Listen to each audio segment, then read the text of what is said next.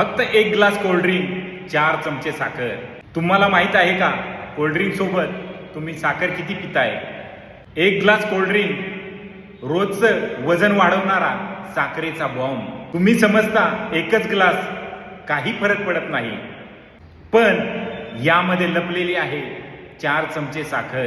ही साखर तुमच्या शरीरात गेल्यावर इन्सुलिन वाढवते, फॅट स्टोअर होते, पोटाची चरबी वाढवते, डिहायड्रेशन आणि क्रेविंग वाढवते. शिवाय कोल्ड्रिंकची साखर लिक्विड कॅलरी असते.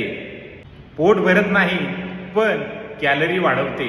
फक्त आठवड्याला 3 ग्लास घेतले तरी महिन्याला अर्धा किलो वजन वाढते. मी स्वतः 17 किलो वजन कमी केल्यावर पहिली गोष्ट केली कोल्ड्रिंक बंद.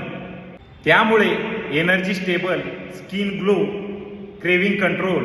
कोल्ड्रिंक ऐवजी इन्फ्युज्ड वॉटर, लेमन वॉटर किंवा हर्बल टी घ्या. पार्टीमध्ये सोडा वॉटर, लेमन किंवा मिंट निवडा. घरात कोल्ड्रिंकचा स्टॉकच ठेवू नका.